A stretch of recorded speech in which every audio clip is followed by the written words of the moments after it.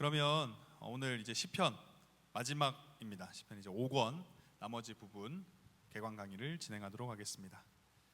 시편 5권은 107편부터 150편까지가 5권이고요.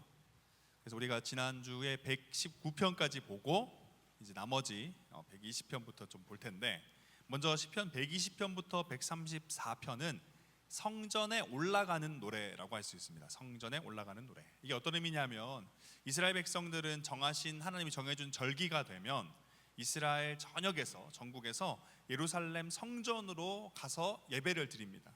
그러니까 성전으로 가는 그 길이 있죠. 그래서 그 길을 순례길이라고 하고, 그 길을 걸어가면서 부르는 노래, 찬양이 바로 성전에 올라가는 노래라고 할 수 있습니다.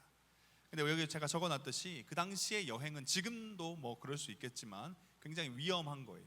많은 시간과 에너지, 그리고 때로는 생명의 위협도 있는 굉장히 위험한 겁니다. 그럼에도 불구하고 그들은 성전에서 드려지는 하나님의 드리는 그 예배를 위해, 하나님의 말씀에 순종하기 위해 나아갔고, 그 길, 고난의 길, 유혹의 길, 시험의 길 가운데 그들이 어떻게 했습니까?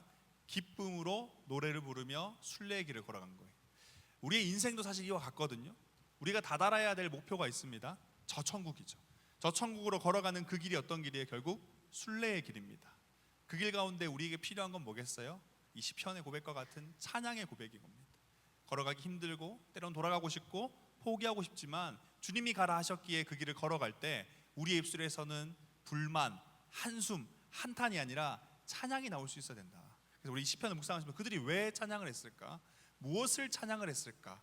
그리고 그 순례의 길 가운데 부른 그 찬양이 그들로 하여금 어떤 영향을 줬을까를 좀 발견하는 시간이 되면 좋을 것 같습니다. 121편을 좀 구체적으로 보면 거기 나오는 표현, 우리가 잘 아는 찬양의 가사죠. 하나님은 너를 지키시는 자다.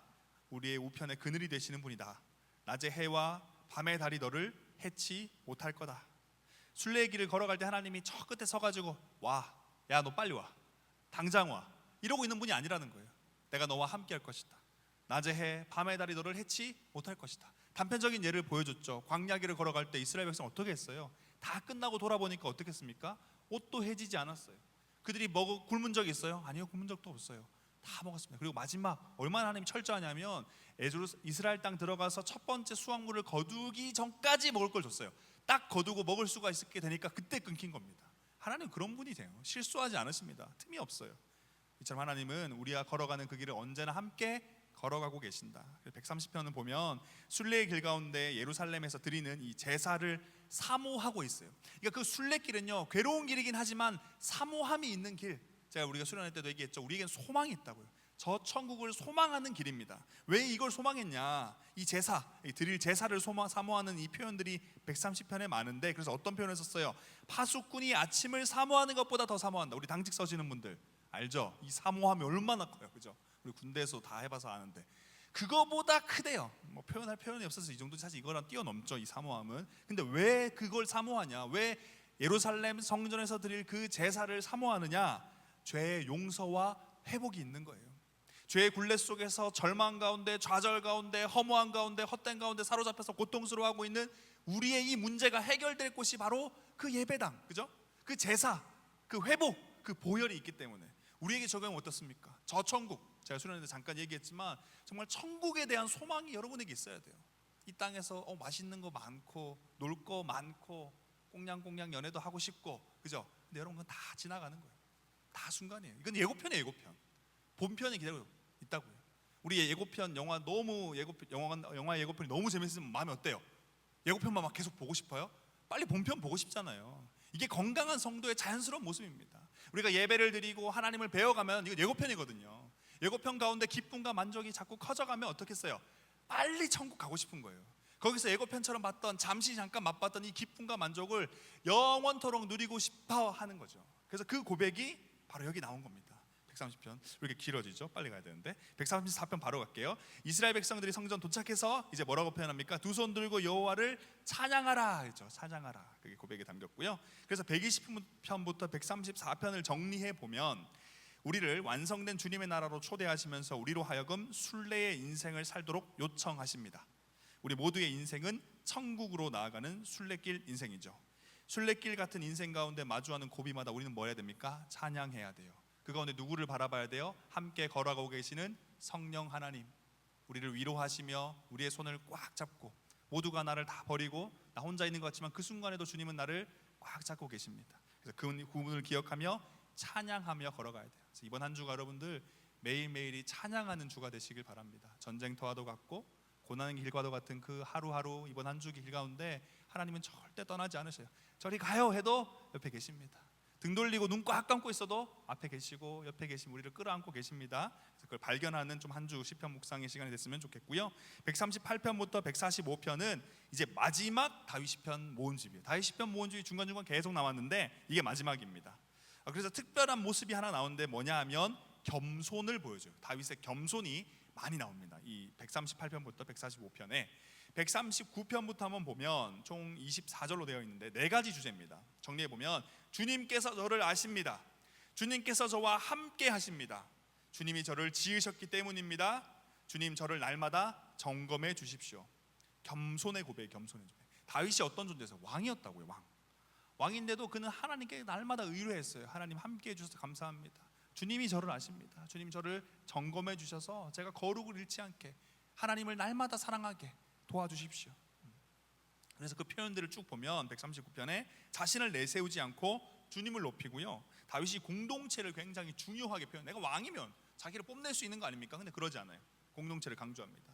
그래서 145편에 가면 1절에서 이렇게 고백하죠. 주님은 나의 왕이다. 아니, 내가 왕인데 내가 왕인데 그렇게 표현하지 않죠. 주님이 저의 왕이십니다. 나의 왕이신 주님의 이름을 높입니다. 가장 인간적으로 볼 때 가장 높은 자리에 있었지만 그는 그 누구보다 낮은 자리로 가서 하나님을 왕으로 고백하며 섬겼어요. 이 땅의 원리와는 정반대죠. 이 땅에는 올라가서 짓밟아야 돼, 올라가서 눌러야 돼. 근데 그러지 않아요. 오히려 더 낮은 곳으로 가서 주님을 높이는 것, 이게 우리의 인생의 원리가 되어야 된다는 거예요. 그래서 다윗은 자신을 왕으로 묘사하기보다 성도들 중에 한 명, 공동체 구성원들 중에 한 명으로 표현을 하고 있어요. 이런 분위기가 이어지면서 145편부터 149편에서 어떤 표현들이 많이 나옵니까? 성도라는 표현들이 많아요. 성도들, 이스라엘 공동체, 주님의 백성, 이런 표현 나오죠. 이 성도의 뜻이 뭐냐? 신실한 자, 주님의 은혜를 얻어서 주님의 성품을 담게 된 사람들, 이게 성도들이라는 표현입니다. 그런 자들이 모여 있는 거예요. 하나님을 예배하고 있는 거예요. 그래서 시편 149편 보면 하나님께서는 그리고 그렇게 변화된 하나님을 닮아가고 있는 이 성도들을 통해서 뭘 하시겠다? 하나님의 나라를 완성하겠다, 열방을 다스리겠다라는 노래가 149편에 나옵니다. 이 원리를 아시겠죠? 높아지는 게 아니라 오히려 낮아지면서 주님을 찬양하고, 그러면서 주님의 성품을 닮아가면서 그런 사람들이 모여서 주의 나라를 확장시켜가고 완성시켜가는 것. 궁극적으로 우리가 마지막 그때가 되면 어떤 날이라고 표현하죠? 하나님의 나라가 완성되는 때라고 표현하잖아요. 그걸 누굴 통해서 하십니까? 성도인 우리를 통해서 하나님의 나라를 완성시켜 가시는 거예요. 자, 145편 호흡 있는 모든 만물들은 뭐 합니까? 주님을 찬양하라 라고 하면서 시편이 끝이 나는 거예요. 그렇게 주님이 끝이 나는 겁니다. 그래서 제 5권을 정리하면 5권은 다양한 모습을 보여줍니다. 우리가 지난주에 봤지만 승귀하시는 분, 하늘 올라가시는 분, 고난당하고 죽으시고 부활하시는 분도 나왔고요, 겸손히 공동체의 구성원으로 이해하는, 자신을 구성원으로서 이해하는 신실하고 겸손한 사람으로 표현하는 것도 나오고요, 또 어떤 표현이 나오면 순례의 여정을 걸어가는 신앙인도 나옵니다. 그런데 이 모습들을 쭉쭉쭉쭉 보니까 뭐가 나와요, 여러분? 누가 떠오릅니까? 신약에 예수 그리스도가 떠올라요. 예수 그리스도가 각자의 인생을 담아낸 노래였는데, 다윗이라는 한 일문의 노래였는데 그 주제들을 쭉 모아고 쫙 펼쳐보니까 이거 누구야? 신약의 예수님이잖아요. 하늘로 올라가시는 그분, 고난당하고 죽었지만 다시 살아난 그분, 마지막에 겸손하게 이 땅 가운데 공동체의 구성원으로서 섬기며 헌신했던 예수 그리스도, 그리고 그 십자가의 길, 순례자의 길을 걸어가며 주님을 향해 나아갔던 예수 그리스도. 그렇죠? 그래서 이 시편은요, 거듭 말씀드리지만 철저히 예수님을 향하고 있는 겁니다. 예수님을 찬양하고 있는 거예요. 예수님을 바라봐라. 노래 가운데 그 노래의 고백을 통해 뭘 찬양하라? 예수님을 찬양하라. 그래서 이번 한 주 동안 여러분, 우리가 수련회 때도 계속 이야기했는데 예수로 살죠. 예수로 충만하죠. 그래서 이번 찬양의 가사는요, 시편의 이 노래를 통해서 묵상하시면서 예수를 발견하는 한 주가 되시길 바랍니다.